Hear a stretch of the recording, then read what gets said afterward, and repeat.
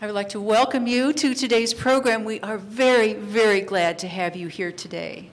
Last year, when Mary Logston asked the Ames Historical Society to come over and talk about the possibility of doing some programs for the Civil War sesquicentennial, we were there. We were eager to share our ideas and definitely cheer Mary on in her efforts to put together a series of programs. And you may be aware that there's been a Let's Talk About It and a variety of other programs since January, focusing on Civil War subjects. Now, Mary applied for and received a grant and has put together this wonderful series.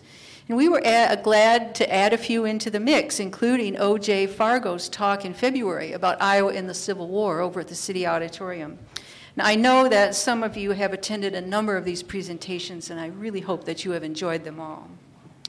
Now, significantly, putting together this series gave Janet Kloss the chance, finally, to do a program she had been wanting to do for some time, the one that you'll hear today, presenting the writings of Kendrick Brown.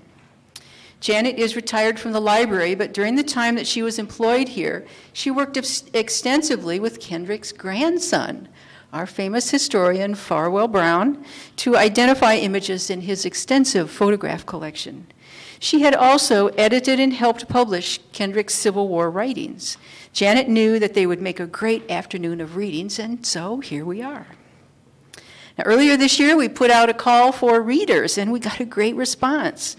Now, several of our readers today are actually fairly close to the age that Kendrick was when he enlisted to serve in the Grand Army of the Republic.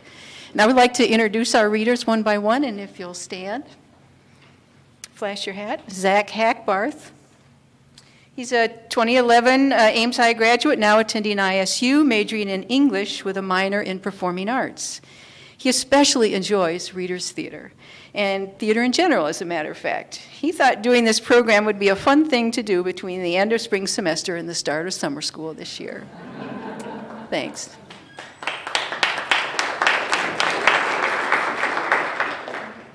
Emily Lynch is a junior at Ames High School and has been active in drama and the arts her whole life. Her mother works with Ames Children's Theater, and Emily has been in their theatrical events as well as productions at church. She has also been in 11 shows at Ames High School.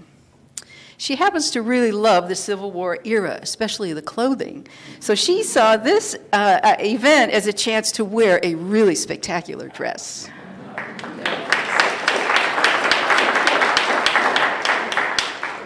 Jenny Lee is an Ames High sophomore. She has performed in musicals, plays, and one-acts. She responded to the call for readers because she thought it would be fun, and also because one of her teachers would give her some extra class credit. So what the heck? 2-for-1 deal, and we're very glad to have Jenny here today.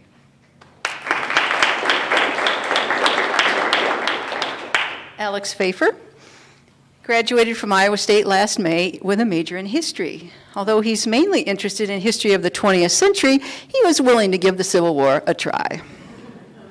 He's done high school drama and has participated in large group speech competitions. Alex is working several part-time jobs and doing some volunteer work for the Ames Historical Society, but, you know, he's still looking for a full-time job, so, you know, if you've got something, there's a great guy sitting right over here.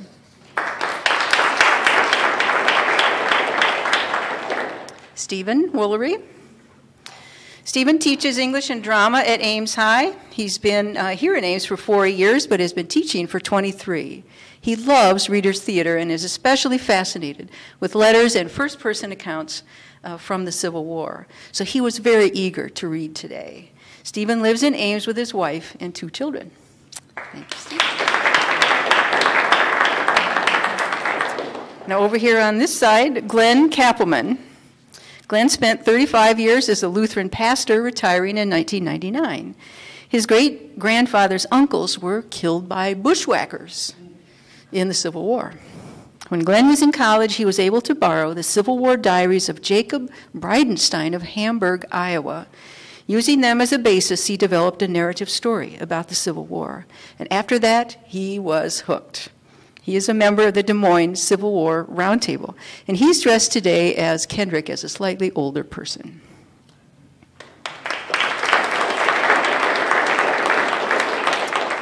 Now, to explain just a couple of things in your program, there are numbers next to the title of each reading.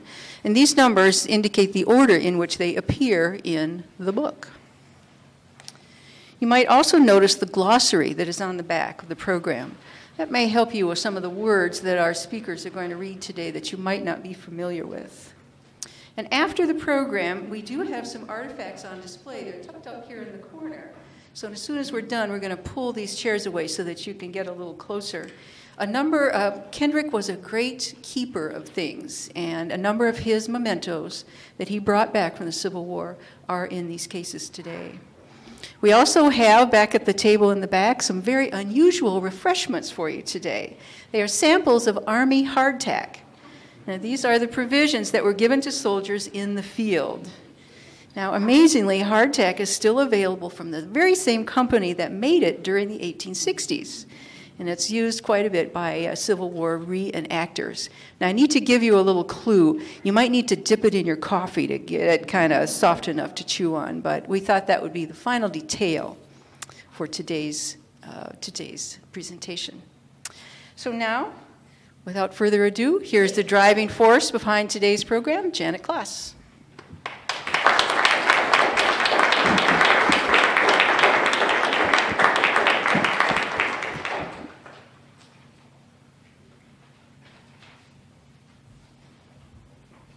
Good afternoon.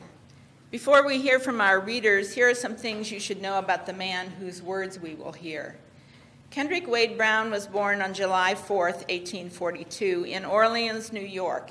He was the sixth of seven children, 5 sons and 2 daughters, born to Parley and Submit Brown.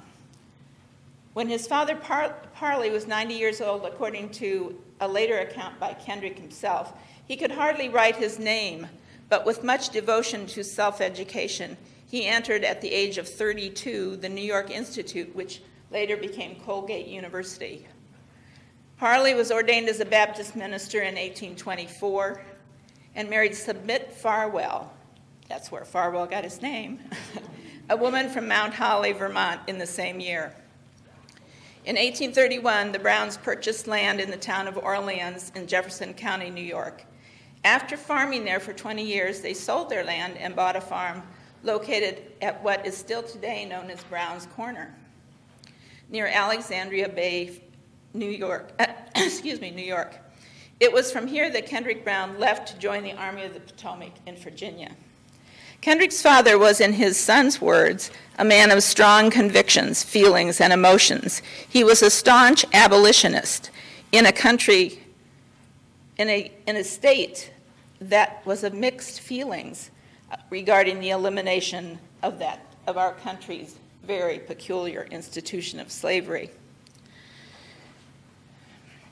Since Alexandria Bay was very near the Canadian border, the Brown family gave its support to the Underground Railroad movement that aided fugitive slaves on their way to freedom. This was the milieu in which Kendrick Brown grew up. He received what was known as a common school education. Any possibility that, like his father, he would continue his academic career was cut short by the cannon fire at Fort Sumter on April 14, 1861. Kendrick signed up as a private in Company I of the 35th New York Infantry immediately after President Lincoln called for volunteers. He was the only one of the 5 brothers to join the military. His older brothers were no longer young. His younger brother was disabled.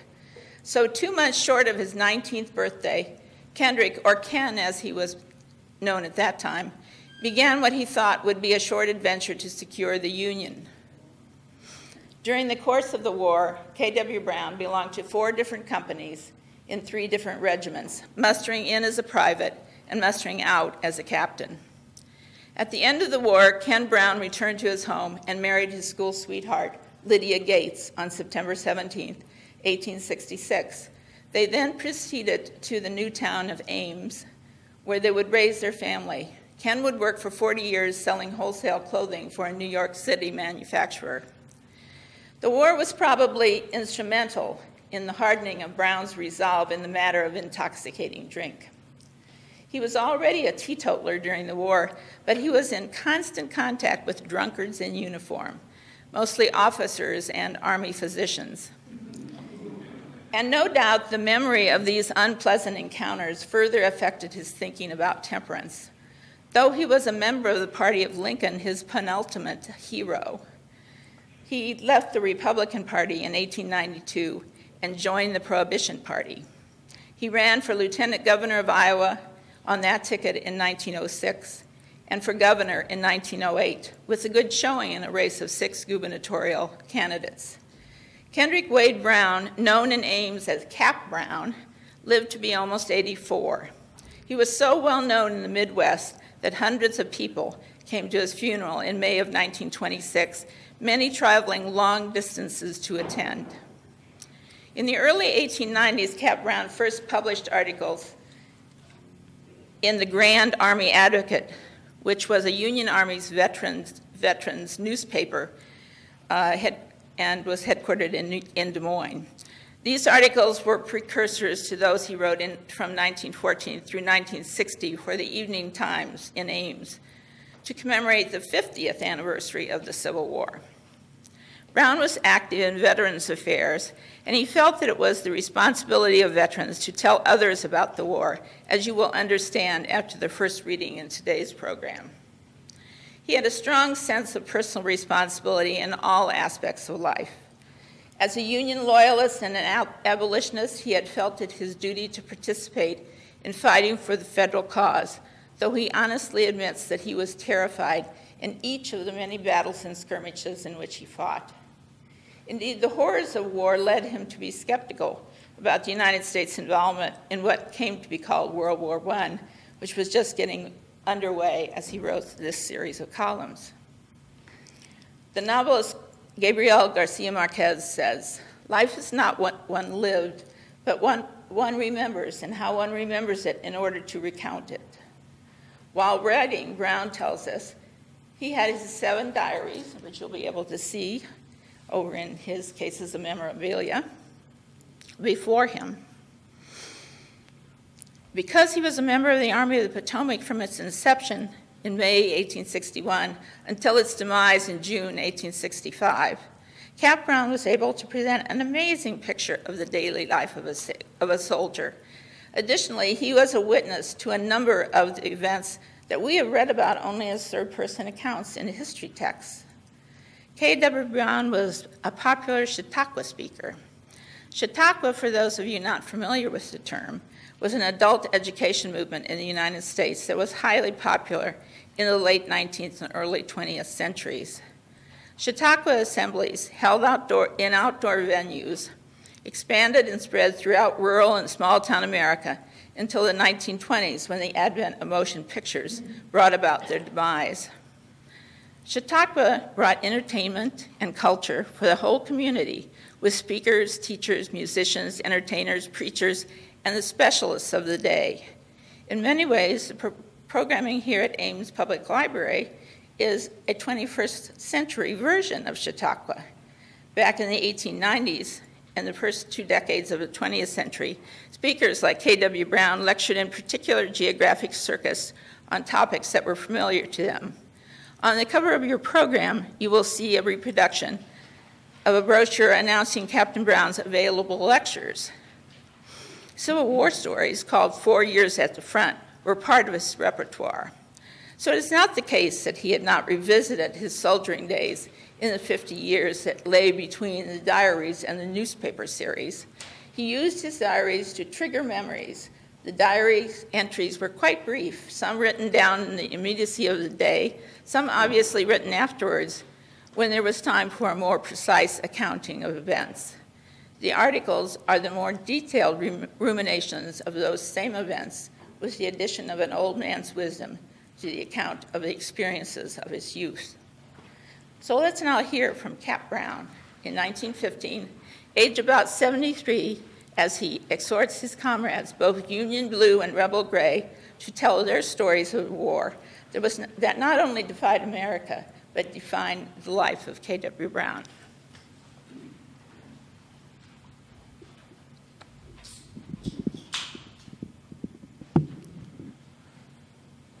An open letter to my comrades, both blue and gray.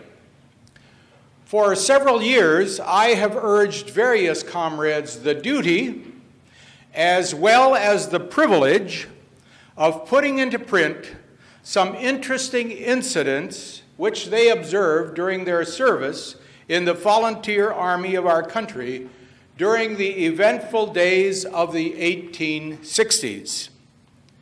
We have a large number of members in our Veterans Post, many of whom are well adapted to the delightful task of telling stories of half a century ago to their fellow citizens, as well as to their personal friends, to say nothing of their relatives, children, and grandchildren.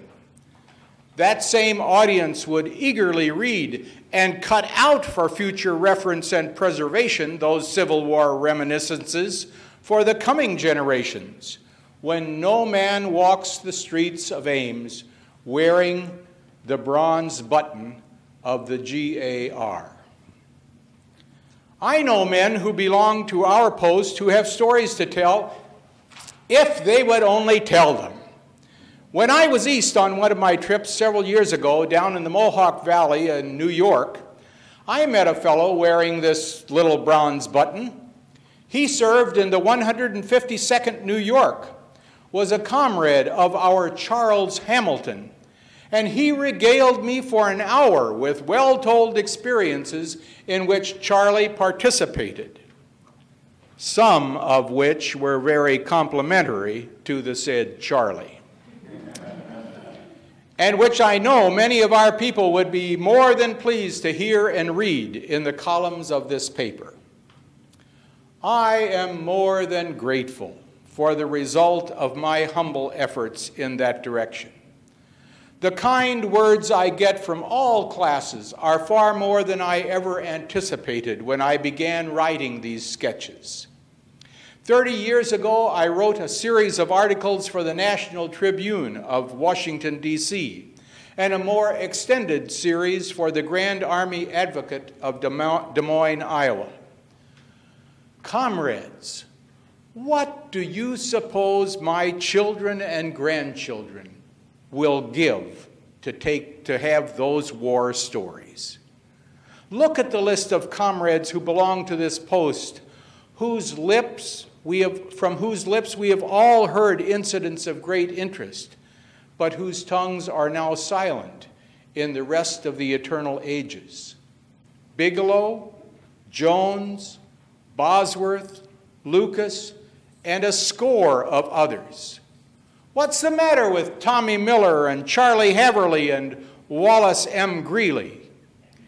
And a long list of now living veterans of the war. All are well known, all are well thought of, and could write a list of thrilling events that came out of the 60s. Do you know that we have in our midst a silent man who could surpass us all in telling Army stories? He has something to tell of prison life and escape. He suffered and endured the pain of separation from home, from friends, from comrades, that the rest of us have only dreamed, but never known. He has seen his fellows fading, starving, and dying in the Confederate prison at Andersonville. We see Charlie Stewart daily in our streets, and no one knows that he carries in his body and in his soul the scars of months of prison life and escape. It seemed to him as if death would come before he would see the end of all of this, and he would see the stars and stripes again. When you see Charlie, tell him, as I have tried to do, that he owes his family and his friends and the public to put into print the amazing story of his prison life and escape during the War of Rebellion. What about Hiram L. Munn, 9th New York Artillery, who served his country with fidelity and earnestness and dispatch in Danville, Virginia, and in Belle Isle and Libby prisons in Richmond?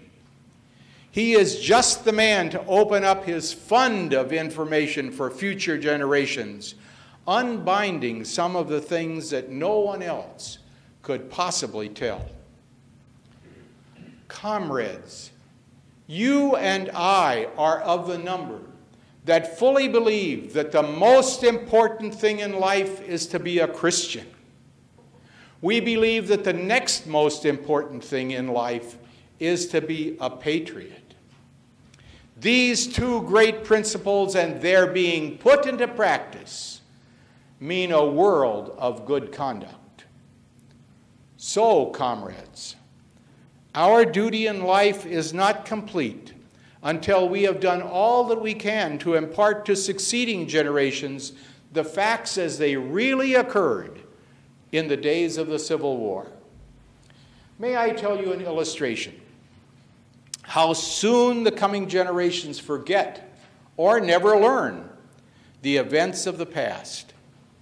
There are scores of colored men in and about the towns and cities of Iowa, on all the railroads, in hotels, and many other places, and not one in a dozen knows a thing about the wonderful work of that well-known organization of half a century ago, the Underground Railroad.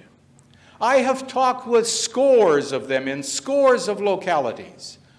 I seldom meet a Negro from 25 to 50 years of age who has ever heard of this unique manner of running slaves from the Southland into Canada. From the year of my birth to the beginning of the Civil War, I lived in an atmosphere of abolition. The Underground Railroad providing an escape route for slaves from the South through Alexandria Bay on the St. Lawrence River, an area 4 miles from my father's farm.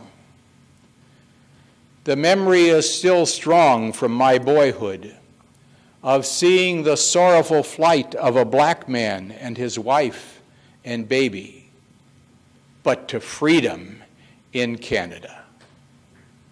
Captain Kendrick W. Brown, Army of the Potomac, 1861, 1865.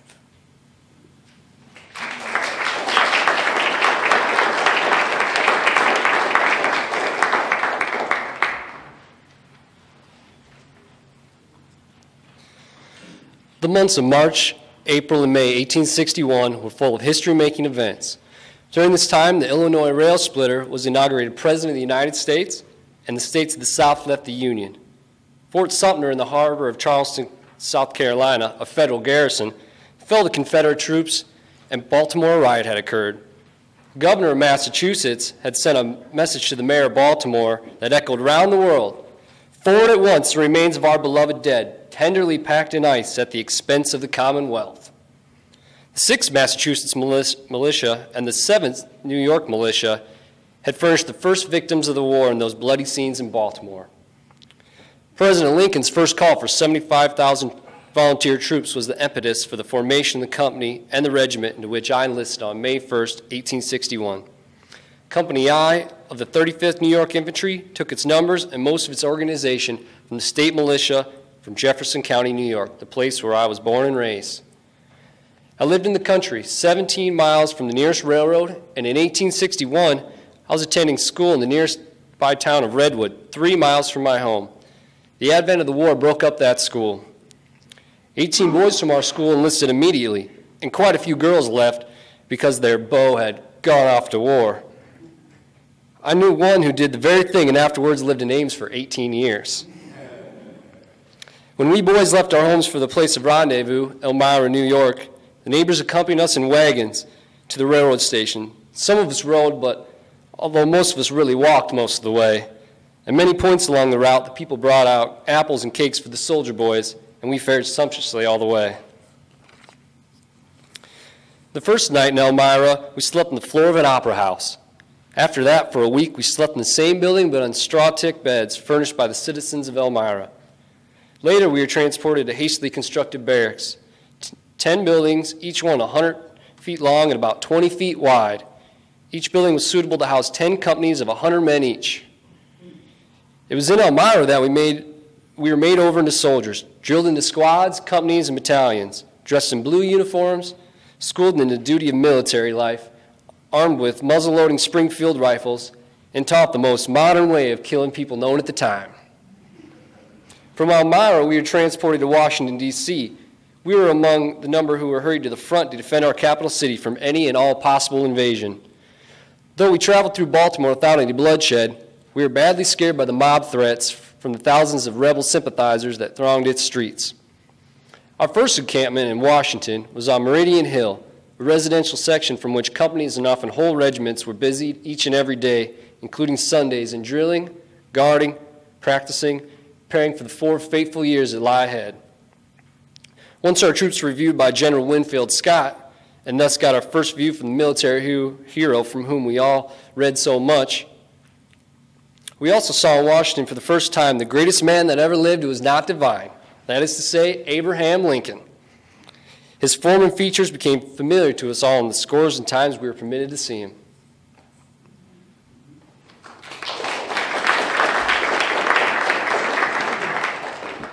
Calling at the White House. Before the first Battle of Bull Run, it was the prevailing impression among many of us volunteers that as soon as the vast resources and powerful Army and Navy of the United States were called into sight and the South saw the magnitude of the nation that was still loyal to the Union, it would only be a question of a few days before the whole force would be disbanded and sent home. In fact, I was one who had serious misgivings lest the war be ended before I had a chance to see battle, little or big, or even to see President Lincoln, whom thousands of us had never seen. Indeed, my fear in this direction was so real and was shared to such an extent by my chum that we were determined to take time by the forelock and get a pass from our colonel to go downtown early some morning and call at the White House.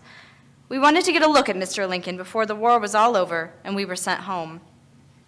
We poor country boys knew no better than to walk up to the executive mansion at about 7 a.m. to make a fashionable call on the most exalted personage in the world, the President of the United States. All turned out well in spite of our innocence. Mr. Lincoln was walking about on the lawn, and when he saw us, he came toward us with a kindly smile and said, "Good morning, boys. What can I do for you?"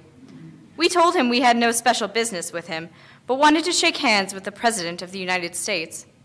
He extended a hand to each of us with the laughing remark, "I am always glad to see somebody who has no business with me." A page, whose cap had a gilt band and the words War Department on it, came up just then and handed President Lincoln a sealed envelope. He opened it, read it, signed it, and returned it to the envelope with the remark, "One more poor soul made happy." He spoke to no one in particular, but to all three of us, or to himself absent-mindedly, as if we were all acquaintances. We raised our caps in salute. He rather awkwardly returned a salute, and, with a smile, our never-to-be-forgotten interview came to an end.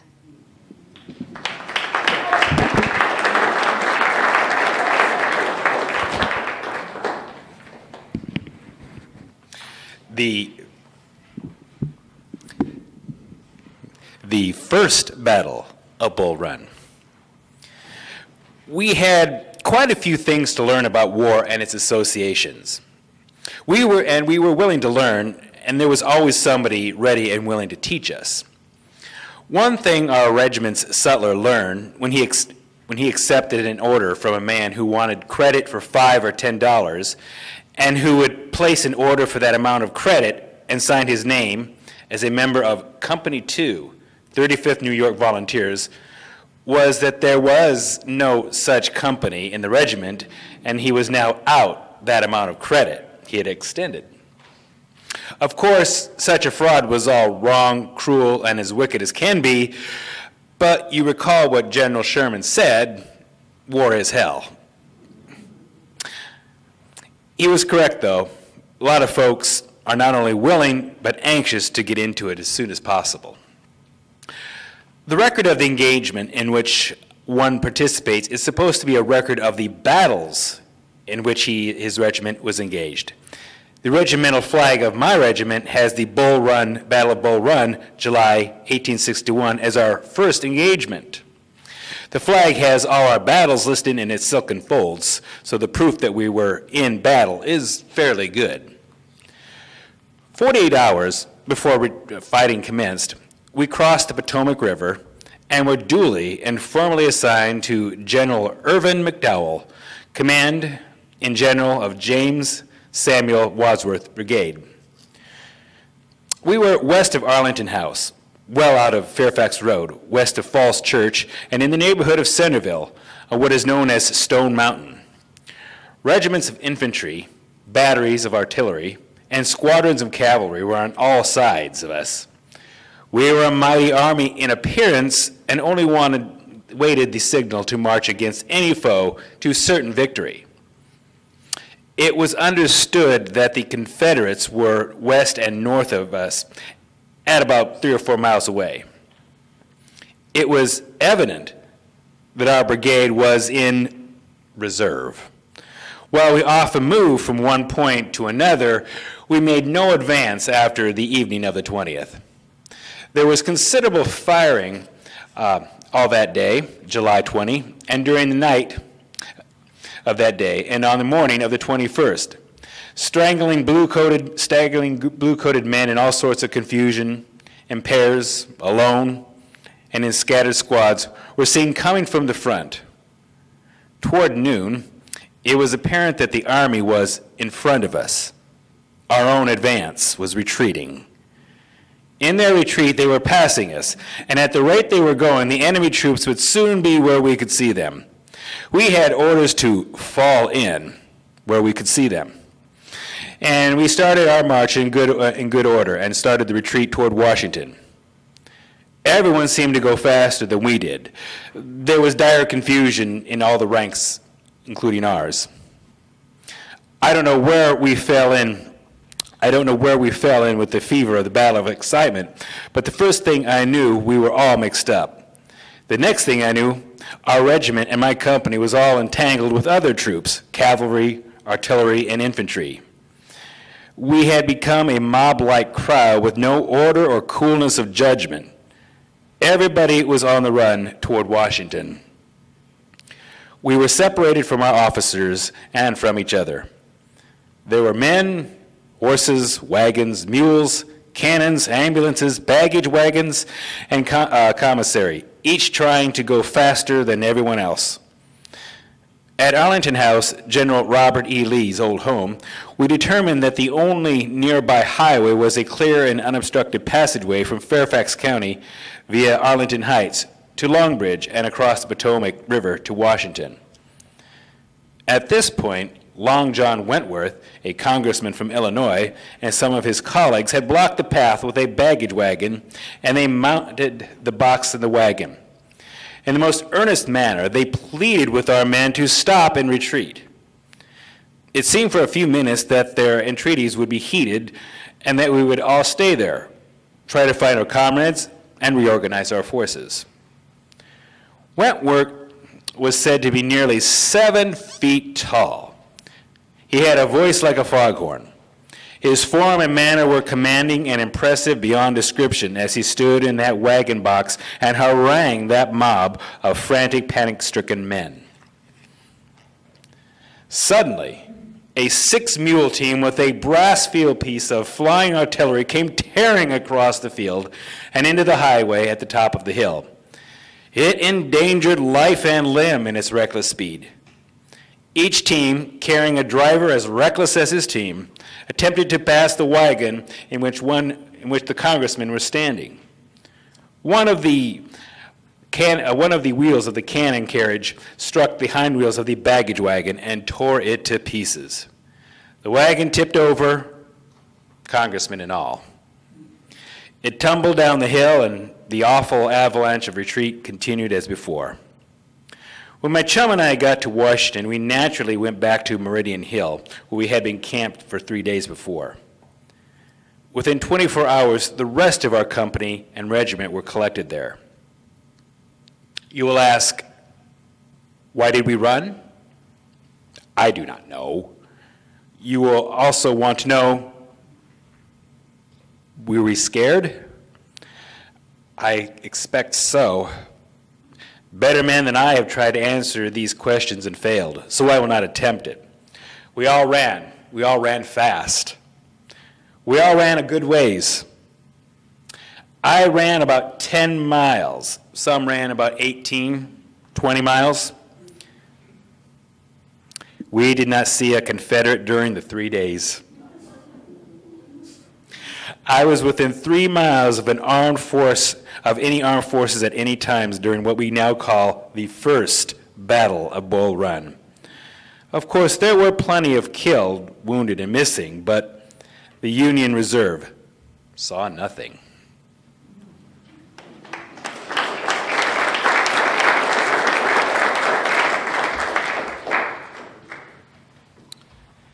At Army headquarters, a majority of one.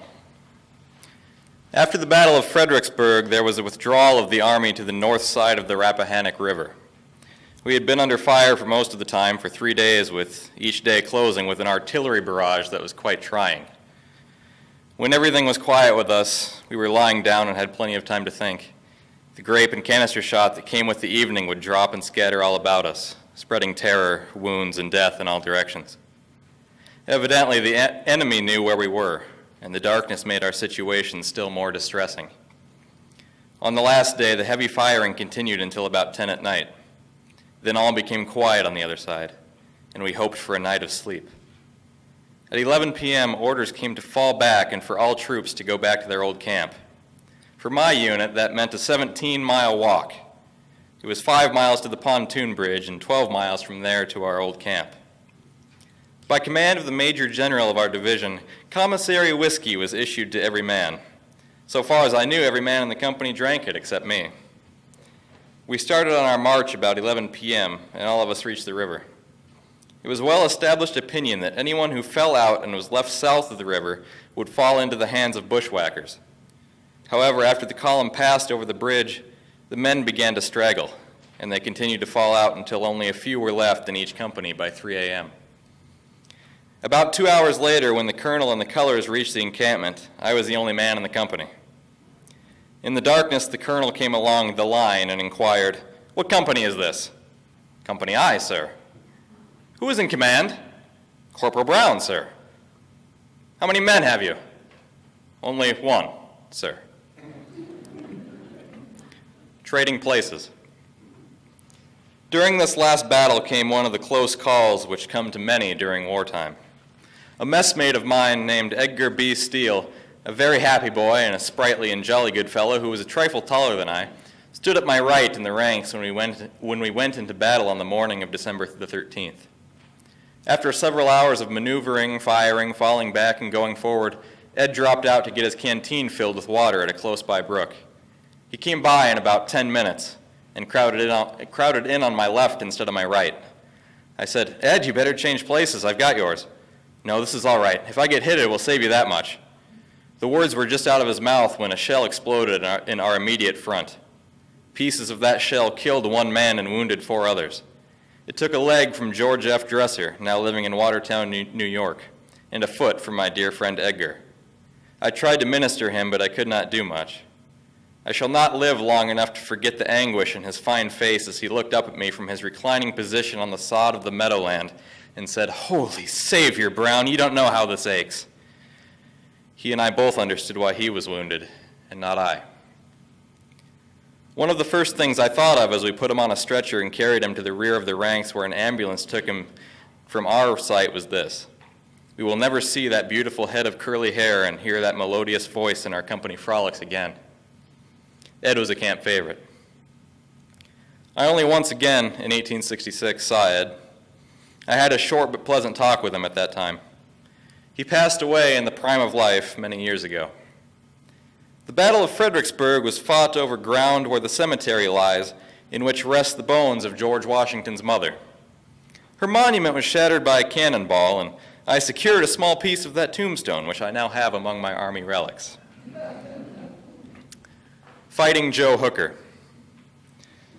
During the closing days of December, my company's captain was detailed as Assistant Adjutant General to General Patrick, who was then Provost Marshal General of the Army of the Potomac on the staff of General Burnside. The general of an army has several generals on his staff, both major generals and brigadier generals. General Patrick and our Captain Little were old friends and were very much attached to each other. Very soon after the captain was detailed on the staff, He secured from our colonel an order for me to report to General Patrick's office for clerical duty. My assignment in General Headquarters during that winter gave me some experiences among officials that were new and of deep interest to me. I learned some lessons that were valuable to me later on in my military career. They were real eye-openers to a country boy like me. While at headquarters, I never ate at the same table with a commissioned officer, but with the clerks and secretaries, all of whom were enlisted men.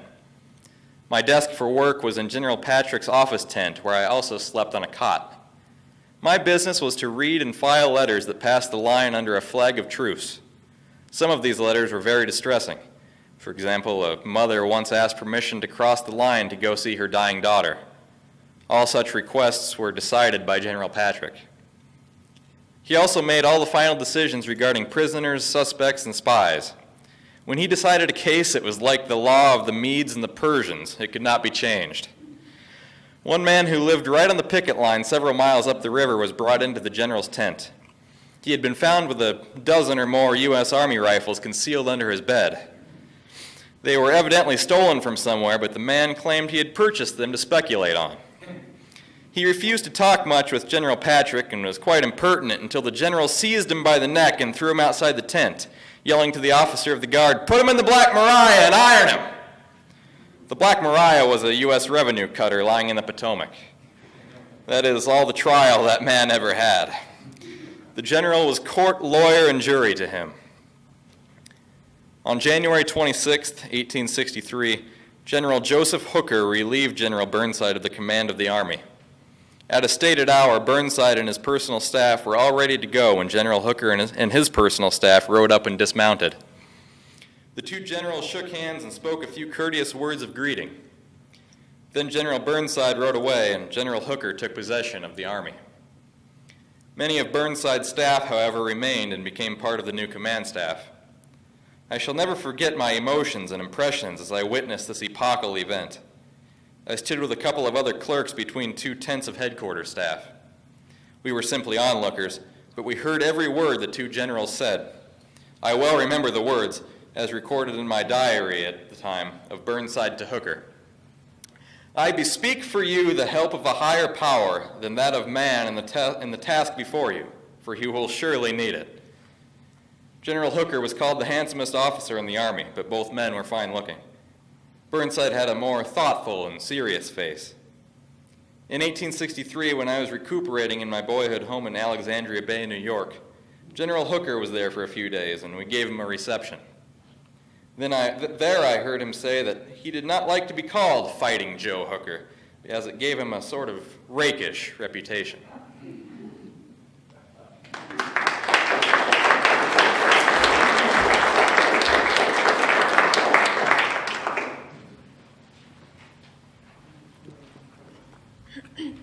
Caught asleep on picket.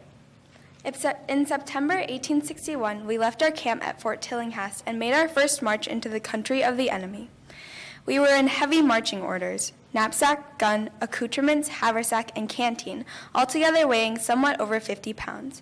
So after an exciting march of over 5 miles, we were in no condition physically to do further duty. About sundown, we drove a few Confederate cavalrymen out of Falls Church, a little hamlet 8 miles west of Washington and 8 miles north of Alexandria. This was the location of Potomac Church, where George Washington had been a vestryman for many years. Here we camped for the entire winter season of 1861 to 62 until March 10th of 1862. It was here that I had an experience that might have had a very serious ending and taught me a lesson in watchfulness. Our company was out on picket on the night we took possession of the camp. 8 companies made bivouac at Taylor's Hill, a half-mile from Falls Church. The men of my company, Company B, were at a little elevation a quarter of a mile further away. We had driven away the few Confederate soldiers that had occupied that area, and we henceforth called that place Fort Skedaddle because the previous residents retired in a hurry. My whole company was placed on picket. We were close to the enemy, and our entire line was exposed to that unknown area before us. My friends, Gil Evan and Levi Annable, and I were on duty in the fence corner. It was a part of a Virginia rail fence, and that corner was the most tempting place to stand up in. With a rifle to support the breast and 2 rails at the back, a man could hardly keep from going to sleep if he were tired enough. I had my turn of duty as 3rd Relief from 1 to 3 a.m. I was to stand and watch the starlit landscape of the Confederate kingdom in a semicircle from the nearest picket north to the nearest south, about 10 rods in each case. I shall never know how long I stood there, leaning comfortably on the fence and my Springfield rifle. It seemed but a few minutes. A hand was laid vigorously on my shoulder. A stalwart form stood facing me, and a voice of deep-toned authority was saying, "Brown, what are you doing here?" It was my company's orderly sergeant. There was not a shadow of doubt but that he had caught me asleep on picket in the presence of the enemy. I was as dead asleep as I ever would be, or ever had been, or would be again. He knew it, for I had not called, "Halt," or "Who comes there?" or made any challenge to his approach at all. But when I awoke, I was completely awake and instantly alert. I fully realized the situation and replied to his question, "I am on picket, sir." I had acknowledged nothing, and he made no accusation. There was only one way to escape from our dilemma, and that was to ignore it altogether. If he found me asleep, he was duty-bound to report me. If he reported me, I would be arrested and tried by court-martial. At best, the outcome would be confinement in the guardhouse, never-ending disgrace, and such punishment as the court saw fit to give. This punishment would certainly entail dishonor and possibly a death sentence. The first sergeant saw all those things as clearly as I did, or more so. If he winked at my blunder, it was probable that I would never risk such misbehavior again, and indeed I never did. He hesitated only a minute and then said, "Brown, never let this thing happen again," and passed on to the next post. He undoubtedly took the wisest course. I thought so then, and I have never changed my mind. That sergeant was David M. Evans. He was a fine scholar, a graduate of Jefferson County Institute in Watertown, New York, and Yale University. We went on to serve together for 4 years. He ended his military career as colonel. Evans is still living as I write these words. After the war, he was in government service in the U.S. Mint in Philadelphia for 25 years, editor of the Aberdeen Daily News, an ordained congregational minister, and president of a congregational college in Redfield, South Dakota. For the past several years, he has been employed by the post office in Minneapolis. Evans became adjutant of the regiment soon after the above incident occurred, and after a year was made major. When he came home in July 1865, he was colonel of the 20th New York Cavalry. When J.F. Douglas was pastor of the Congregational Church in Ames, Colonel Evans visited me, and we spent a happy week together. He gave an address in Mr. Douglas's church. For the first time since the war, we talked over the time when he caught me asleep on picket in Virginia in September of 1861.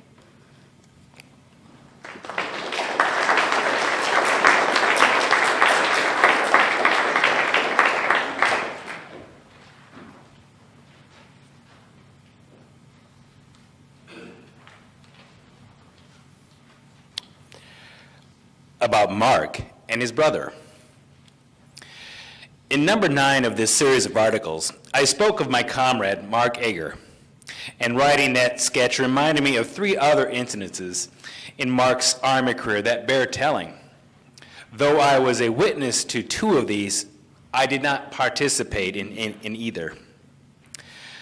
During the summer of 1861, while General John Pope was making his marvelous retreat toward Washington, we were fighting daytimes and either throwing up entrenchments or at night or retreating. This business continued for many weeks, during which we had some very trying experiences. I, along with every other man in our company, lost my knapsack and literally wore the same shirt for 40 consecutive days. Of course, I took it off and cooked it occasionally. However, that did not kill all the vermin unless we put salt into the water in which we boiled our clothes. It was bad enough that we had lost our knapsacks and all the garments which protected us during the cold and wet nights, but the worst thing was to lose our head covering. Mark lost his cap in the woods one night, and in that hot climate, to go bareheaded was pretty a hard thing to endure. It was not long before Mark managed to get hold of a hat, a well-worn and shabby. We all wore caps, but some regiments, notably the old Iron Brigade from Wisconsin, wore black hats. That brigade was in our division, and probably Mark got his hat over there as he had a brother in that brigade.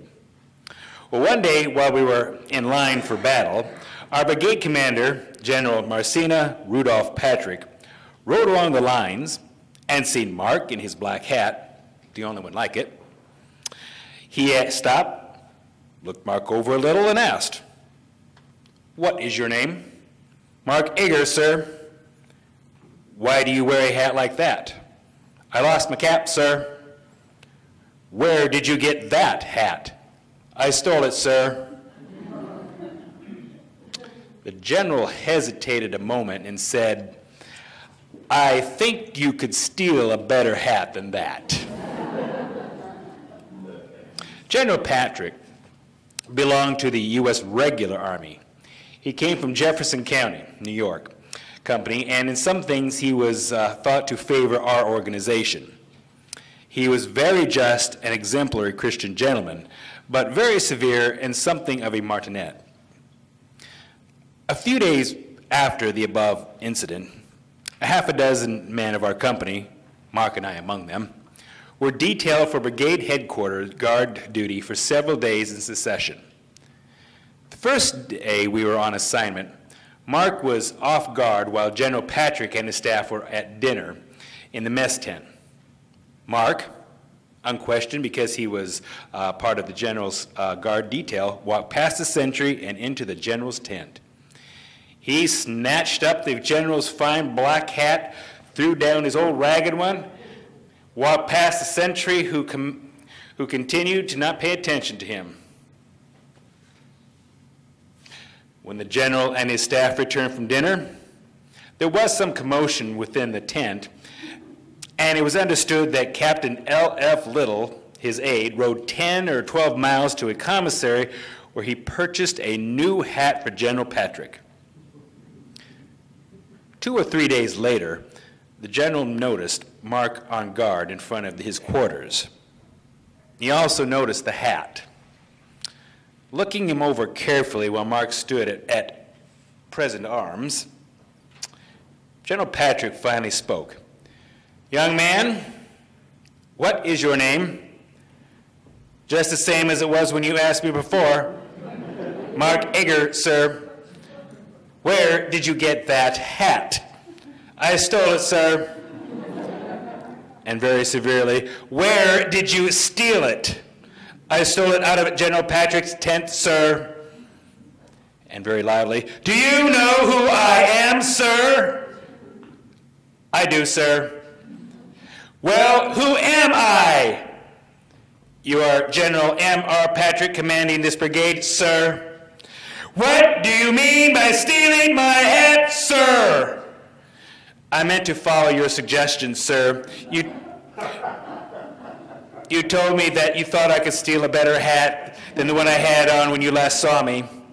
I did not know a better one than the one our brigade commander wore. By the way, General, it fits." The general looked as if he did not know whether to be angry or to laugh. He replied, "I'll see you again, young man." Promptly, Mark answered, "Thank you, sir. I will be here and be glad to see you anytime." One of the Wisconsin regiments comprising the historic Iron Brigade had a quartermaster about whom there was much complaint made at General McClellan's headquarters. It was said that he sold the good coffee furnished by the government and in its place offered an inferior and almost worthless substitute to the soldiers. He did the same with beans, peas, and other commodities. His time was spent in smoking, gambling, and drinking, much to the disgust of the rest of the officers of the regiment. One day, Mark Ager's brother and 3 others, one of whom was the aforementioned quartermaster, were in the tent playing cards for money. The pile of money was next to a hardtack box. A stranger, a fine-looking gentleman in citizen's clothing, entered the tent and asked to speak with the quartermaster. In those early days, of war, a citizen could get little attention from Army officers. The quartermaster would only say, without stopping his game, "Well, I'm your man," or "What do you want?" "I want to make some inquiries regarding the quality of the rations the government issues to the troops. And, as some complaint has been made, I want to see if they are well-founded." "Well," replied the quartermaster, "you better talk to the colonel."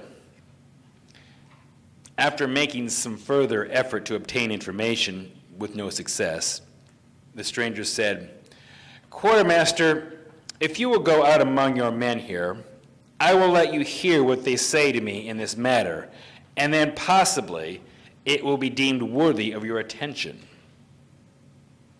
"I have no time now. As you see, I am busy and don't wish to be disturbed."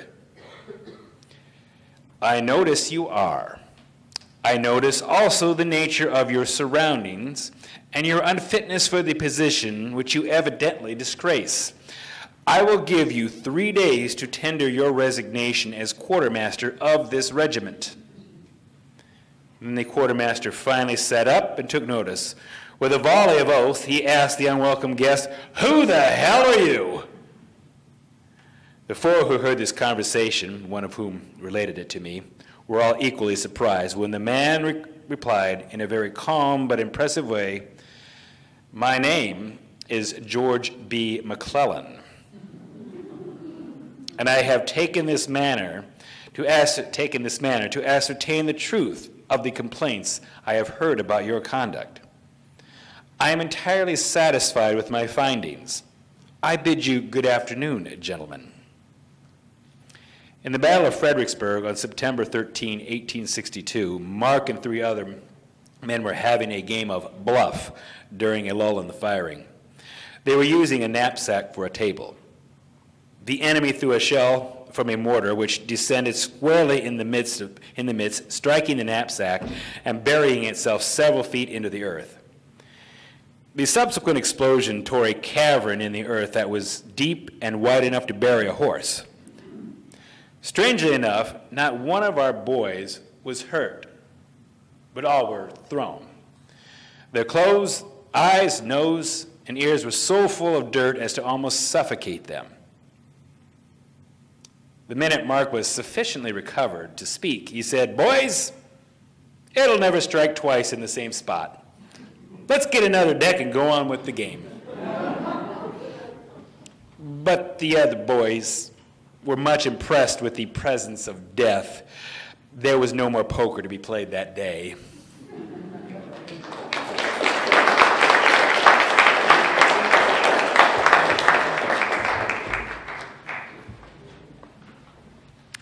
Recruiting for the Army. Recruiting is done for the volunteer service by several states under the authority of their governors and by an authorization from the Adjutant General's office. This authorization came from Adjutant General J.B. Stonehouse of New York. It came to me through the hands of Captain L. Kiefer of the 94th New York Infantry. My task was to raise 30 new recruits for the Army. I began my recruiting business in my own home locality and the little villages nearby, Alexandria Bay, Redwood, Plessis, Stone Mills. Though that area had been pretty well worked over in terms of military recruitment, the county and the townships were paying anywhere from $200 to $300 in bounties to individual enlistees, and that was a great help to me. I recruited a few men in each place. I finally established an office in Watertown, our county seat, where there were more men and boys to persuade. Some of the recruits had served with me. Some were schoolmates, but many were farmer boys who I had seldom or never met until the day I enlisted them. The whole business of recruiting men was new to me, as I had taken no hand in the organization of my first company, Company I, 35th New York Infantry.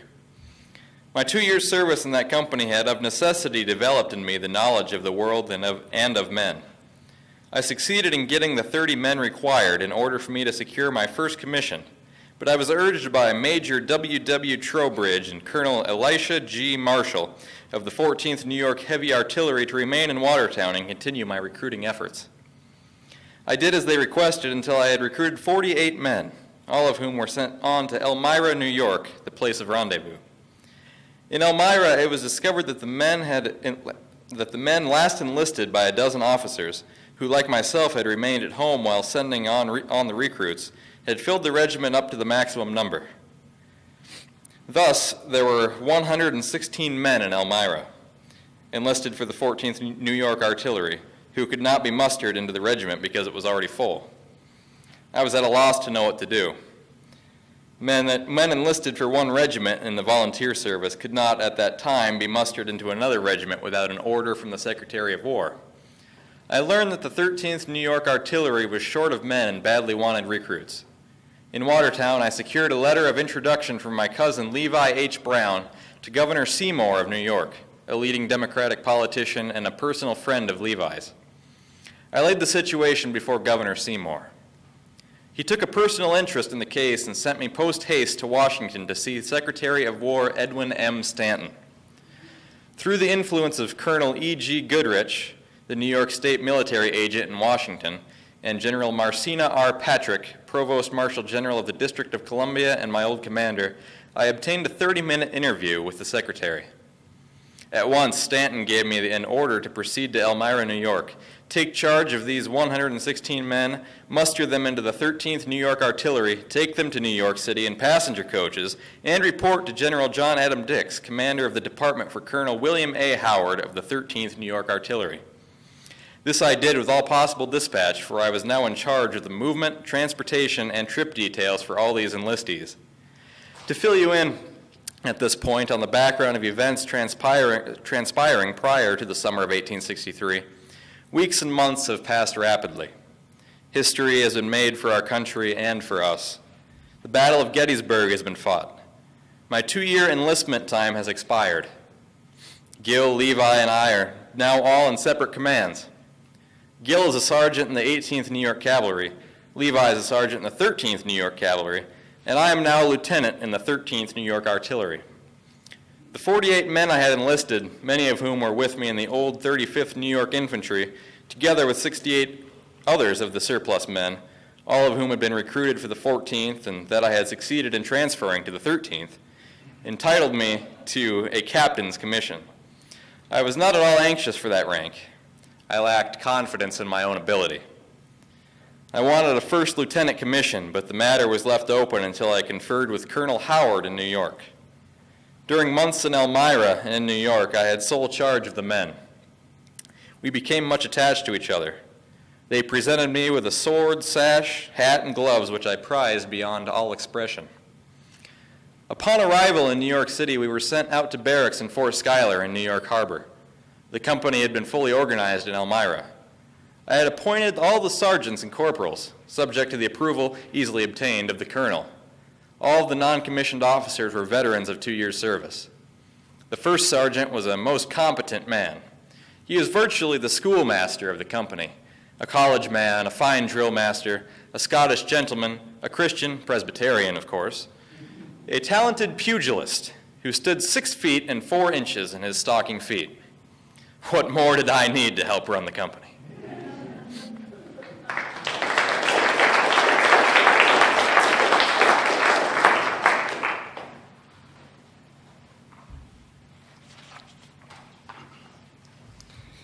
An adventure on the way to the front. With a full company of over 100 men in a city of about 20,000 people in southern New York State in the winter of 1863-64, one would hardly expect to find such bitterness towards men in blue clothes as I discovered in Binghamton, Broome County, New York. We were en route to New York from the city of Elmira and were stopped in Binghamton to change cars on the Erie Railroad. It was a cold day in wartime.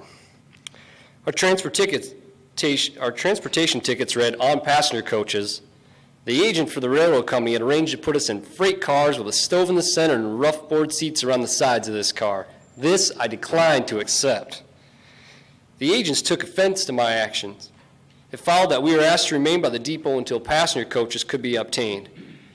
The men were on the south side of the depot and were under a shed, to be sure, but exposed to much of the cold. Sunshine made the situation endurable.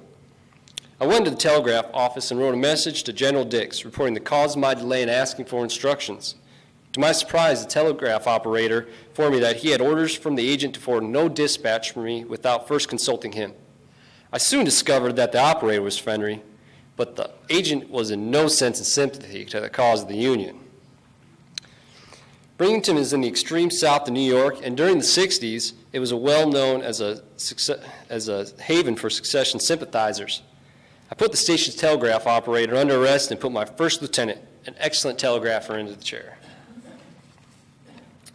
The station's operator was given the call for New York when the station agent burst into the room saying, "No use in all this fuss.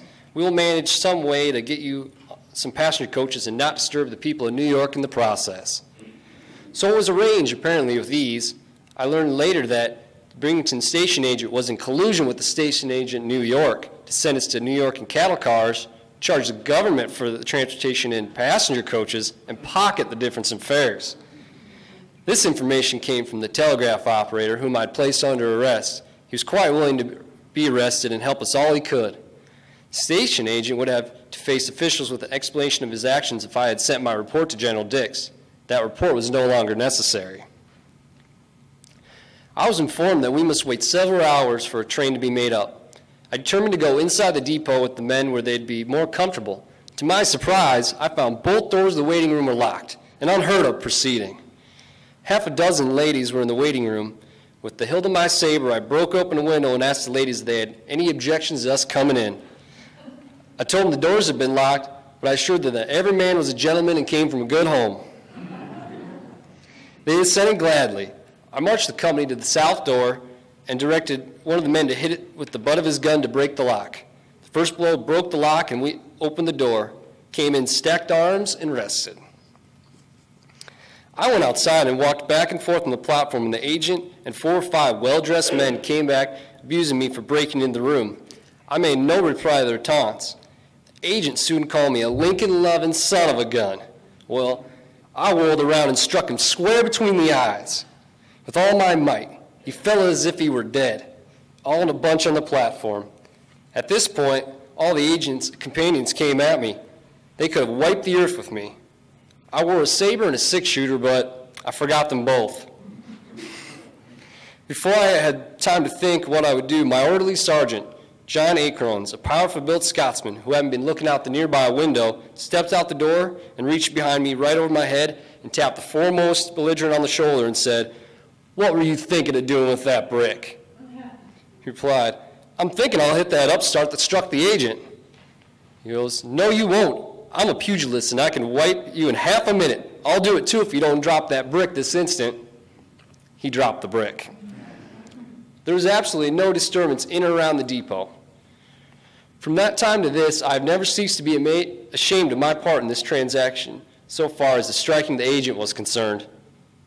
He was the only man I have ever struck with my fists, and I doubt that I had ever seen a time before or since when I would have struck him. For the moment, I lost myself in my own self-respect. For an instant, I was frantic. I was just a farmer boy with some muscle, and I was only 21. I make the plea that I was overtaken by anger and immature lack of judgment. 30 years after the incident, I met an old gentleman and his wife on the Illinois Central Railroad from Binghamton, New York, and told them this story. They lived in Binghamton during the war and said they remembered a time when the agent was struck by a soldier. The agent was assisted to his home. My right wrist and hand were bandaged. I had no idea a man's head was like a cobblestone, but it is. I did not get over my injury for weeks. My first sergeant was a remarkable man and one of the best drill masters I ever knew.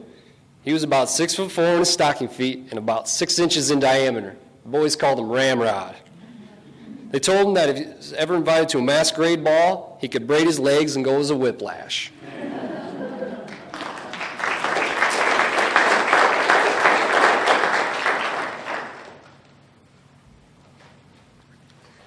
The Widow's Cow.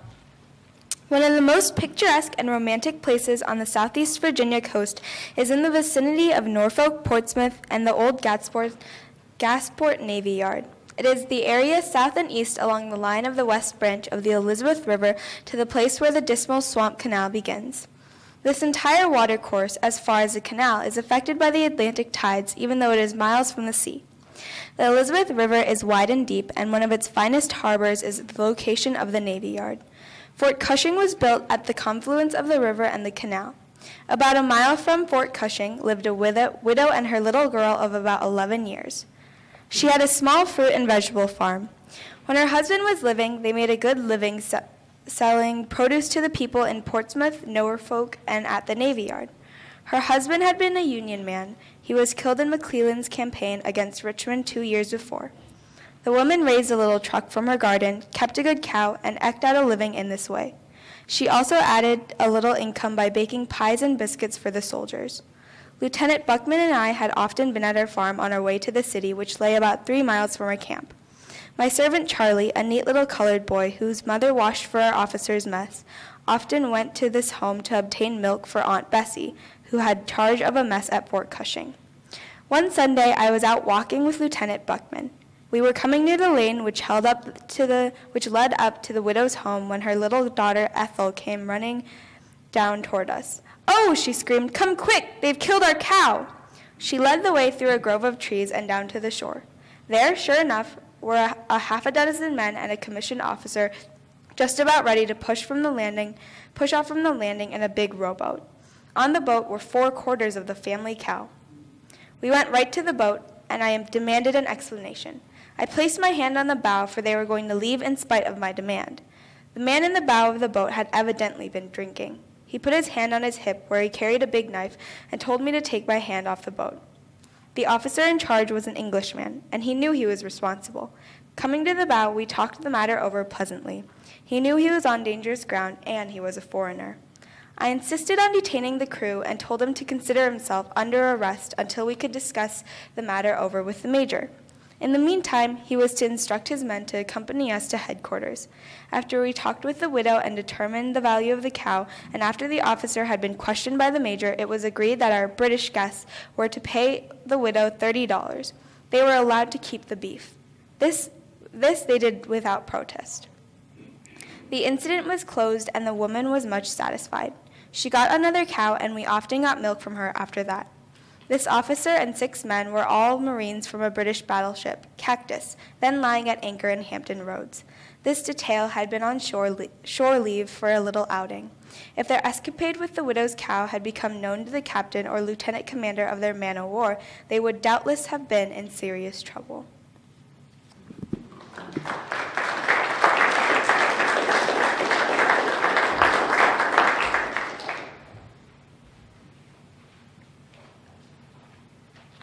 In order to better understand this section, you should know that Cap Brown was an enlisted man during his first 2 years of service in the Army, and he served with some friends. Generally, you served with people from your neighborhood, and they became very fast friends. And then when he was home enlisting, he enlisted a whole company and got the right to a commission. But that didn't change Cap Brown. Here is a story about eating with Levi. Levi F. Annable was my friend and constant companion, my favorite comrade in arms and tent mate from May 1861 to June 1863 during the time of my 2-year enlistment. Levi was a private, corporal, sergeant, respectively, a cleaner, whiter-souled volunteer soldier in the Union Army in the Civil War did not exist. He was quiet and modest, always reliable and dutiful, and not inclined to put himself forward. He was always willing to do his duty, all of the time. He is, at this writing, alive and in good health in Philadelphia, New York. The incident described in this sketch will give emphasis to Levi's sterling character and innate heroism.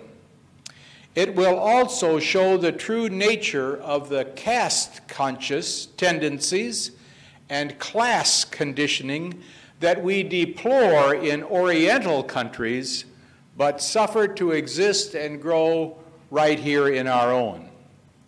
We do this by encouraging the buildup and maintenance of our military and naval organizations whose aim and purpose is to put us as a nation in that same pitiable and wretched condition that has now fallen upon the countries of continental Europe.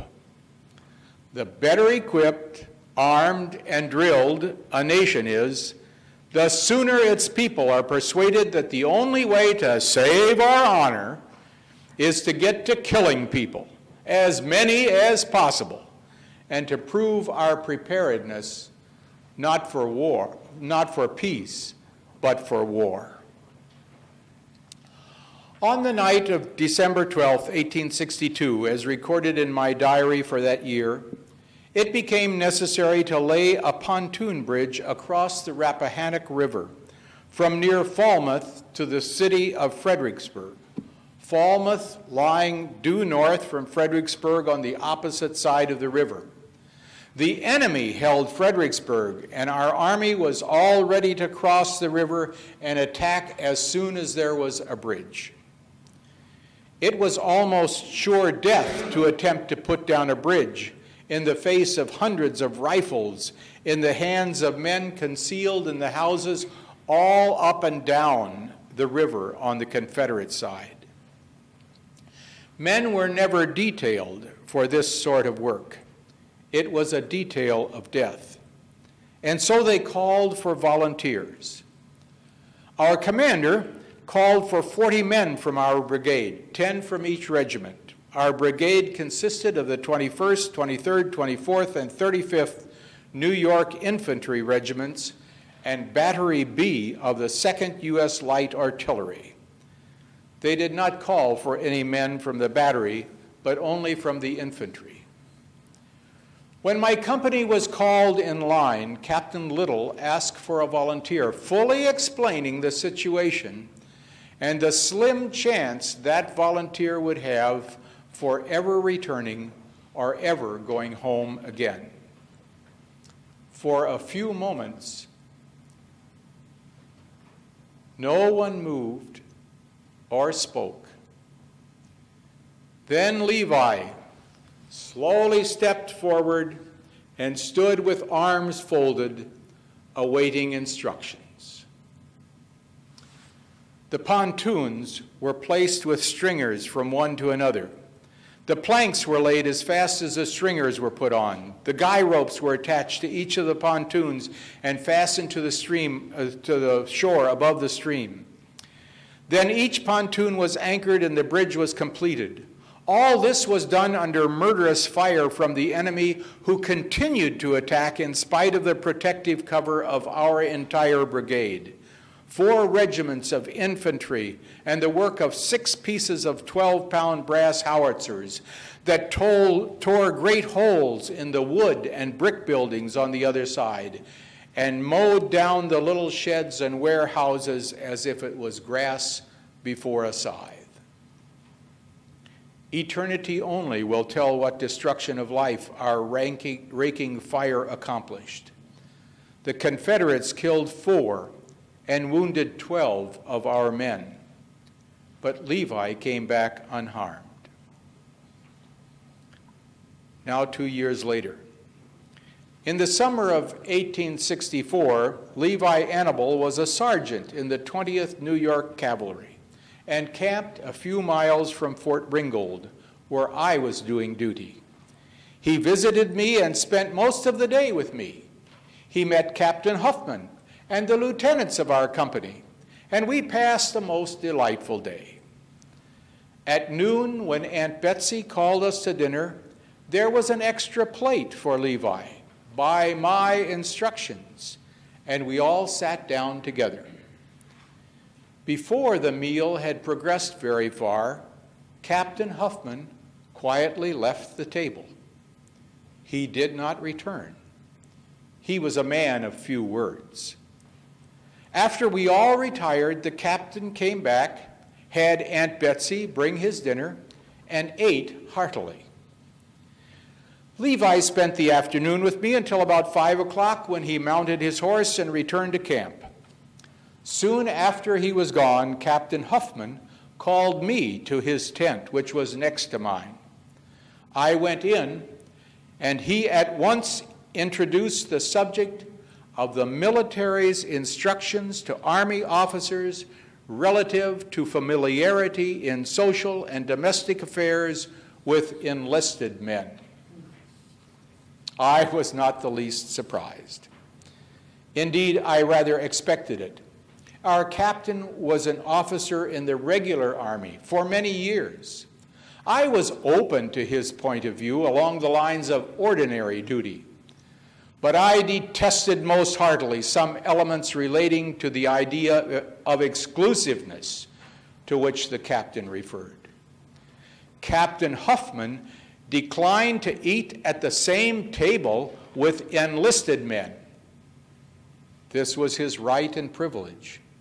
I think most of the field and general officers and many of the line officers, lieutenants and captains in the volunteer service, and in all those in the regular Army would agree with him.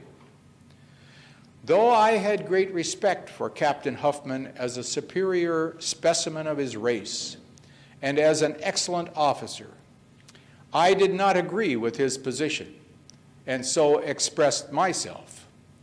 We had a long talk about it, but we did not quarrel.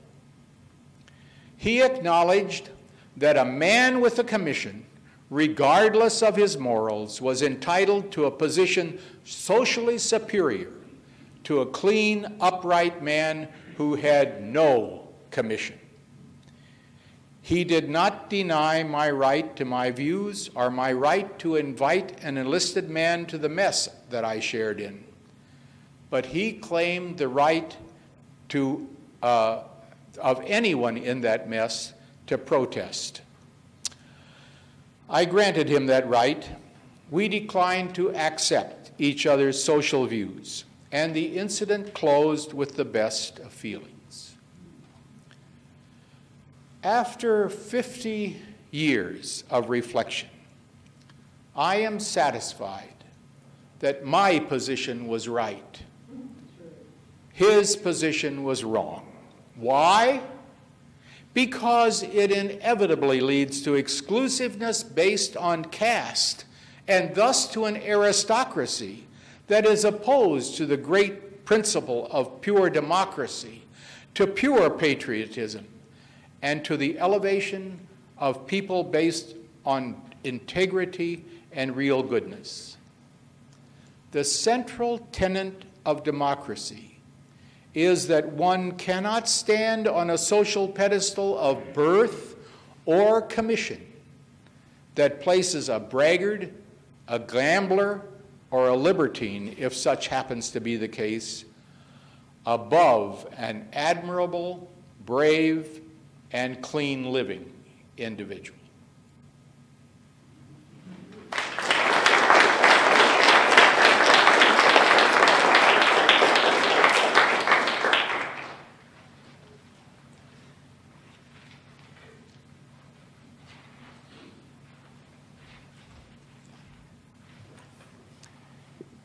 Capture of Roger A. Pryor. In recapitulating my Army experiences, I'm giving my own impressions as they are now, subject to the changes wrought by the years that have come and gone. These impressions are created largely by two circumstances. The first is my memory of the events. The second is my constant references to my 7 books of memoranda, that is my diaries, for my 4 years of Army service. Occasionally, there is some other record to help in my reconstruction of the events of war. That is the case in the story I am about to relate. The same story in outline and practically in its very detail is told in a folder published in Brooklyn, New York, many years ago and now in my possession, written by the son of Roger Pryor, the subject of this article. Roger Atkinson Pryor of Virginia was a member of the United States Congress before the Civil War. He was a man of great ability and a politician of national repute. He it was who challenged another congressman, R. Potter of Ohio, to a duel in the early 1850s. On the day of the duel, the two men arranged for a colleague from Pennsylvania to answer for them during the congressional roll call. When Mr. Potter's name was called, the colleague answered, "He has a prior engagement." When Pryor's name was read, the colleague answered, "He has gone as clay in the hands of the potter." Roger Pryor resigned his seat in Congress to join the Confederate Army in March of 1861. As a visitor in Charleston, South Carolina, he urged the bombardment of Fort Sumter, but declined the opportunity to fire the first shot. He became a member of the Congress of the Confederate States of America, but owing to disagreements with the President of the Confederacy, Jefferson Davis, he resigned. Later on, he was offered a place on the staff of General Rufus Barringer, and this he accepted. He was appointed a brigadier general in April 1862. In the early days of the war, I gleaned these facts about Roger Pryor from a rebel newspaper that we got while on the picket line. It was not all uncommon to have a soldier from one side or the other, when the lines were but a little ways apart, to get up on a log or some other small elevation and shake a newspaper. This action was a proposal to trade our paper for yours. Each side was supposed to trade to have a paper of as late a date as possible available for trade. This trade would take place if the conditions were favorable. That is, if both sides possessed newspapers and no officers were present to forbid the transaction. The one who first suggested the trade and the one of his comrades would walk about a fourth of the distance to the enemy's line and then halt. Two from the other side would then come about a fourth of the distance and then halt. Then one of the parties would come to the center, shake hands, exchange papers, again, sometimes engage in small conversation, something pleasant, and then turn their backs to one another and return to their respective lines. On the occasion of which I write, the 9th New Hampshire had charge of the line picketed by our brigade, and one of their young captains went out to swap newspapers with a Confederate.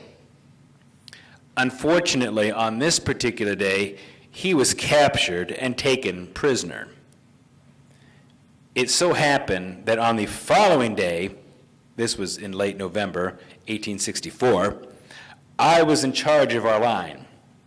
Another captain of the 9th New Hampshire, a great burly fellow with blood in his eyes, came down to where I was and asked for my cooperation in his plan to capture a Confederate in retaliation for their actions from the previous day. This fellow was a great tall fellow, weighing over 200 pounds, and had hands as big as meat axes.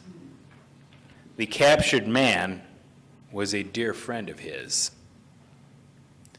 He wanted me to be his companion in the newspaper exchange. I had seen papers exchanged several times, but never participated in such a maneuver. But I agreed to help him out. The beefy captain got up on a stump and shook a recent copy of the New York Tribune. Soon he got a response from a Confederate line. We walked out a few rods together and halted. Two Confederate soldiers did the same from their side. I was becoming mighty anxious. I knew our captain had a self-cocking revolver in his pocket, and he had declared to me that he would bring in a Confederate prisoner or kill him in the process. Our captain and one of the Confederates met at the center, not more than 12 rods from where I stood. They shook hands, exchanged papers, shook hands again. Then the captain clung to the hand of the rebel and then transferred it to his own left hand. With his right hand, he reached into his pocket. "What does this mean?"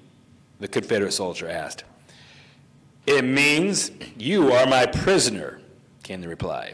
No, this is a breach of faith. He tried to pull his hands away, but it was useless. It was being held in the palm of the Yankee's left hand like an iron vice. It's no more breach of faith than your capturing my friend yesterday, and I'm taking you in retaliation for this act. But I will not go. He tried to free himself. Out came the captain's right hand with the revolver all ready for business. He placed the revolver up to Johnny Rebel's head with these words, "Then this will be your resting place. Would you rather come with me?" Quickly and quietly came the reply, "Yes." Arm in arm, they walked back to our lines. I joined them when they reached me, and the captain asked me to take the prisoner's name and rank. I asked his name and was astounded when he replied, "Roger A. Pryor." Then I asked him his rank, and he said, "A private." I also gave him his company and regiment. As I've already told you, I had, by mere accident, obtained some knowledge of this man from the reading of the rebel newspaper. That can't be right, I said. You're a major on the staff of General Beringer. Have it your way, he replied. Put it down so. I wrote this down in my diary where I can see it today. Mr. Pryor was tall, dark, and thin, with high cheekbones, long black hair, black piercing eyes. A typical Southerner with a strong Spanish look and smooth-shaven face. Pryor was turned over to the various commanders of the brigade, division, and corps, and finally to General Grant himself. Grant sent Pryor back with us with this order: trade him for the captain they took from us and think that you made a good trade. We sent over a flag of truce with the message from our commander. The news came back at once, however, that our captain had already been sent to Richmond and was not accessible. So we sent Roger A. Pryor to Washington, where he was confined in the old Capitol prison until the close of the war, which is only a few months away.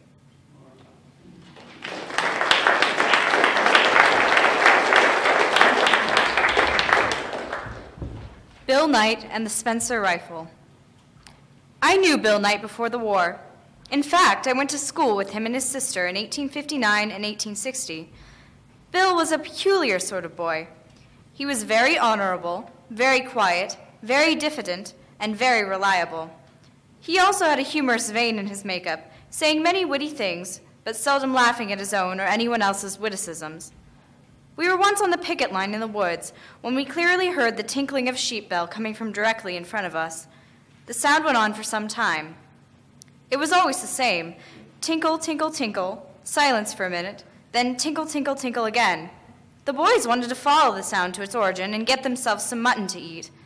Bill, who was a sergeant at this time, came back to the reserve and asked if I had heard the sounds coming from outside our line. I had not. "There's a Reb out there that's got himself a sheep bell," Bill said. "It's no sheep at all. I know that it's a man by the regularity of its ringing. If I go out there, I'll bring back a Johnny for sure. What do you say to my trying it?" I replied, "Bill, you know I've absolutely nothing to say about it. I've no right to give you any permission at all." "Yes, but you can wink at it if you wish to. I'll go and you'll not know anything about it. If I get caught, I'll be caught away from camp without leave from proper authority." "Well then, go slowly and carefully, Bill. Don't take any chances or get caught doing anything that will bring you trouble." The next part of the story is what Bill told me when in about a half an hour he came back with a Confederate prisoner, a beautiful Spencer rifle, and the trace of a smile on his face. His tale is as follows. I told 3 of the boys to follow that bell, noting that it was surely in the hands of a man and not on the neck of a sheep. I cautioned them to be very, very careful not to get too near the bell ringer. I told them that while they were pursuing the bell, I would go around northwest of the place where the sound came from, and thus come upon Mr. Rebel Scout from a direction he would least expect. The boys did as I had instructed them, even though they felt there was a sheep out there with a bell on. The boys went due west into the woods. I went way around. After walking northwest about 20 rods, I swung around toward the south, keeping the sound of the bell always within hearing. Suddenly, I saw Mr. Johnny on the west side of a big tree ringing a little bell which he held under his gray overcoat to give it the sound of a receding sheep. He wanted our boys in blue to think it was getting farther and farther away. The Confederate was standing with his back toward the north, and I stood north of him. I stepped carefully and got within 30 feet of this would-be assassin when I noticed a very beautiful silver-mounted rifle leaning against a sapling, close by a big tree and within easy reach of the Confederate. I dared not go any nearer. I called out in a quiet but firm voice, "Say you!" The astonished Johnny looked around and found himself facing the muzzle of a Yankee's shining gun barrel with my ultimatum for his consideration. Which would you rather do, go to hell or go to Washington? His prompt and very deliberate reply was, "Well, on the whole, I think I would rather go to Washington." Good. Hands up, forward file left, march. I picked up the rifle and led the poor boy away. Soon we met up with the boys who had been following the sound of the sheep bell. On my instructions, they faced about and stood on either side of our prisoner, and we marched him back into our reserve. Bill turned over his prisoner and the Spencer rifle to me. He looked at the rifle longingly. I saw he really wanted to have it for himself, but he did not ask. The look on his face was enough to communicate his desire. After relating his story, he finally turned and left, all hope of seeing the beautiful Spencer rifle again dashed. I called my colored servant and gave him special and emphatic orders to take that rifle apart, shortening it as much as possible. He very securely wrapped up the parts by my instructions and tied them into a package which he then put into my baggage. A few months after the time of these events, we were camped near Alexandria, Virginia. We were making preparations to set out for our homes. The war had ended for us. I had that rifle put together and cleaned up, its nickel parts burnished like silver. I laid it upon my hardtack box table and sent for Bill Knight. Bill came promptly, as he usually did when I called. As I invited him to a seat, his eyes fell upon the Spencer rifle.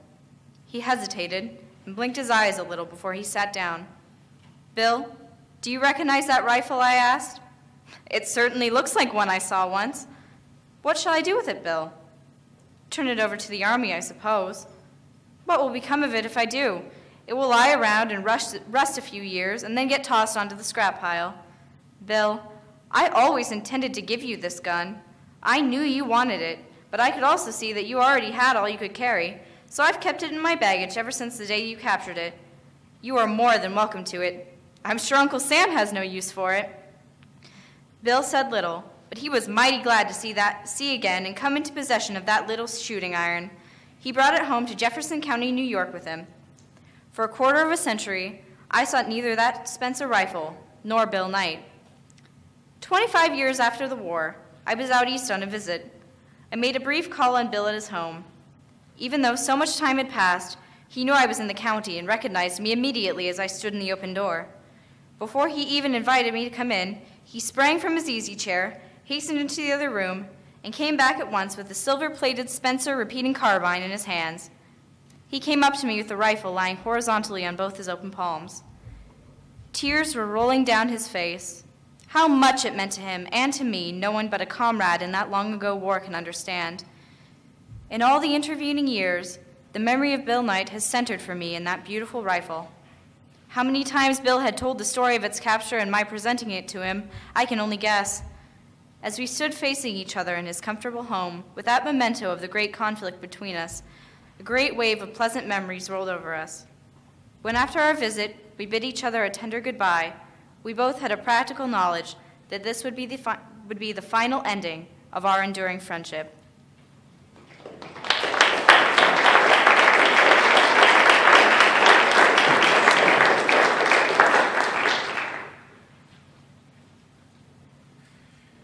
In the final battle at Petersburg and Fredericksburg, Cap Brown received his first wound, which was just a slight wound to his foot, but it was very uncomfortable to march.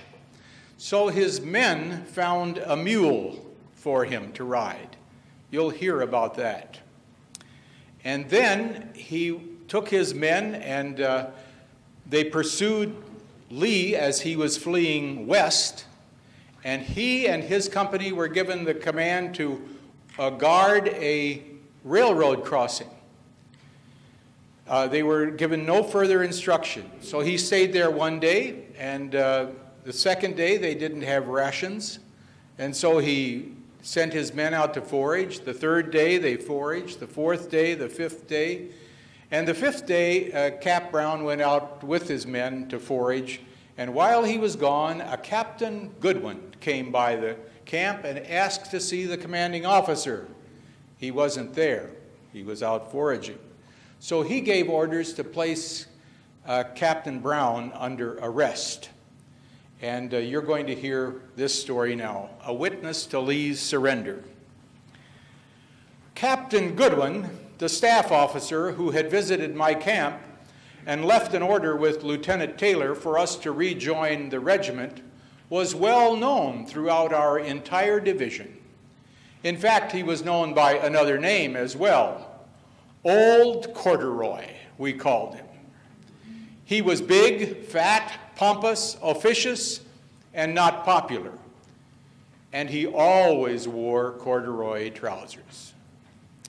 As a messenger from General Potter, who commanded the 2nd Division, I was duty-bound to obey Captain Goodwin's orders. I soon had our little group packed up and on the road west to rejoin the rest of the troops. I rode at the head of the little column of marching men on my mule, with as much dignity as a man on a mule can muster. Of course we were a humorous sight, and the men were much amused. But the relief that little mule afforded me from walking in my lame condition was enormous. That little mule was docile and an easy rider. Before dark, we reached the Army and were able to find the right division, brigade, and the 186th New York Infantry Regiment where we belong. After I reported our arrival to the regiment's temporary commanding officer, it did not take us long to pitch our dog tents with the rest of the company. The next morning, I had a short conference with my commander.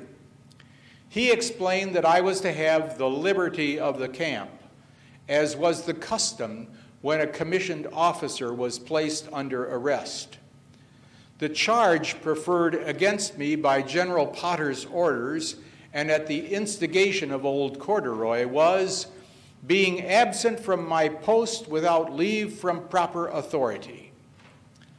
Our regiment's commander was very understanding and knew the true nature of the circumstances surrounding my crime. He gave me permission to accompany another officer out west toward Appomattox Courthouse, where the Union and Confederate armies were not far apart. We anticipated some kind of negotiation, but had little idea of their magnitude and significance. I borrowed Major Sternberg's horse, and my companion borrowed another, and we rode due west for several miles, passing several camps of infantry along the way.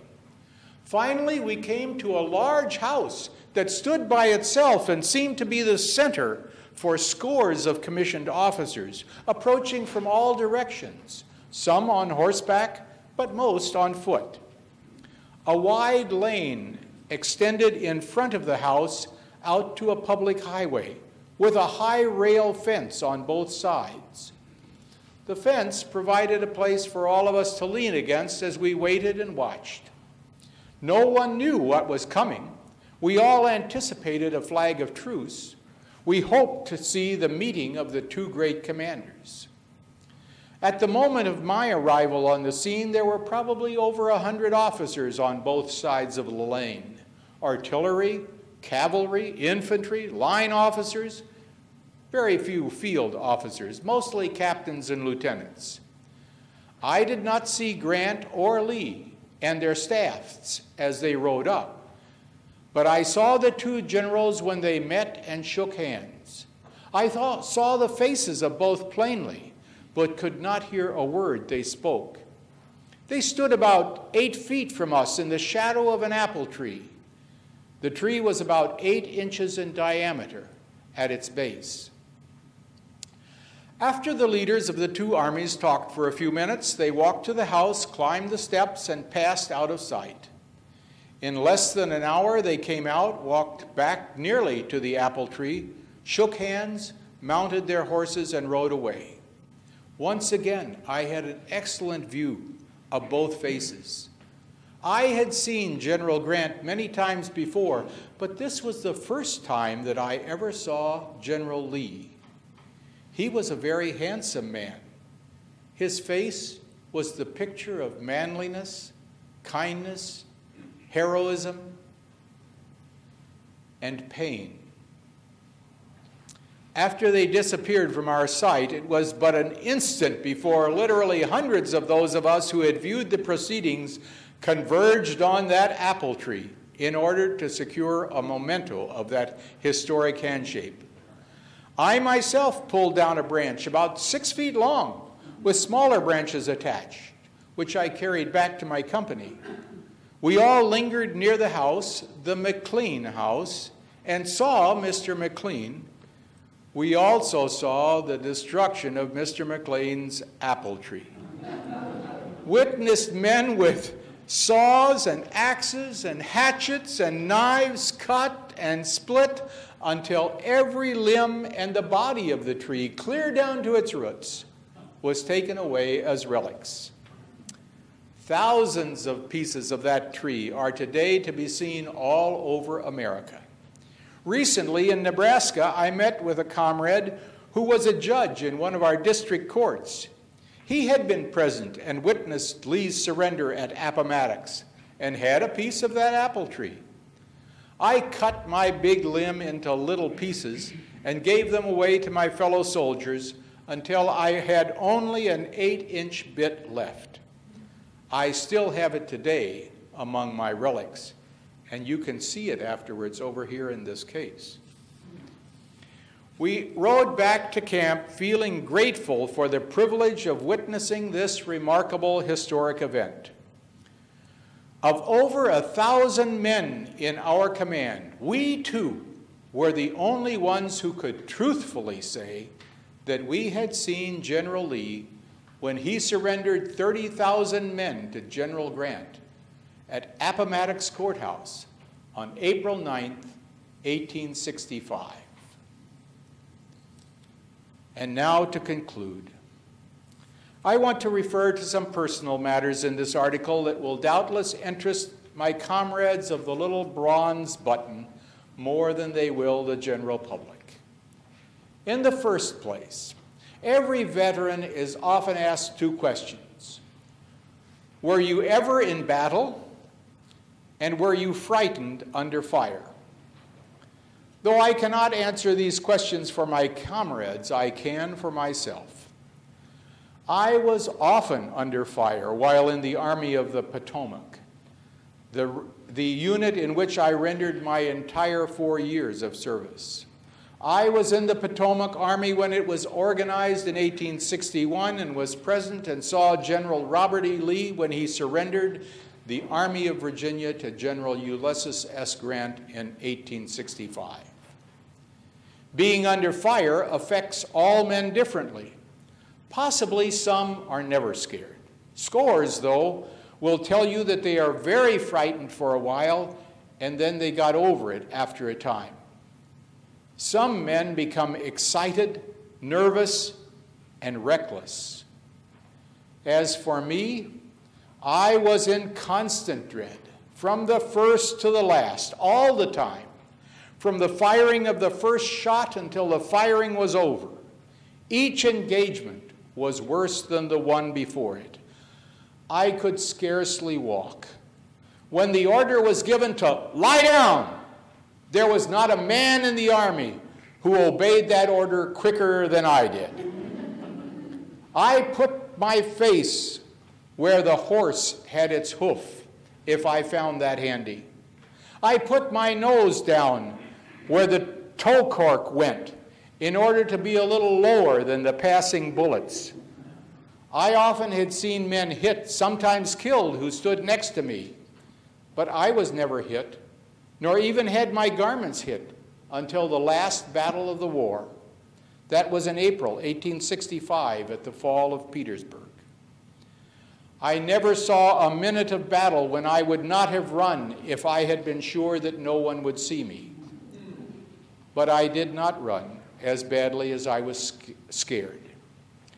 In the perusal of these little sketches, the reader will please remember that I have before me my diary for the year 1861, 62, 63, 64, or 65. This diary is the most invaluable and indispensable thing I have. From May 1, 1861 to midsummer 1865, I was in 26 events we call battles. Some were terrific as ever described, some were just farcical. The same is true of 65 events we call skirmishes. I am not what is commonly called superstitious, but I'm going to see if my reader is by relating the following incident. When I bade my mother goodbye to go into the Army, she said to me, "My boy, you may forget your brothers and your sister, your father and your mother, but I beg of you not to forget to maintain your integrity and to remember that every night as the sun is going down, your mother is praying for you." Did this have anything to do with my surviving? Or was I spared just by chance? This article concludes my series of reminiscences of the Civil War, which this paper has so kindly given space to for these months. The publication of these Army stories has meant much more to me than I anticipated when first commenced. They illustrate the most important experiences in my entire 4 years in the military service. As such, they will continue to be of deep interest to my friends, my family, my children and grandchildren, preserved in scrapbooks and collections of clippings kept by those who have access to these issues of the Ames Evening Times. So, my friends, I thank you for your attention. You are invited to refreshments over here on the table, or to come up and view the relics of Kendrick Wade Brown here in front. Thank you very much.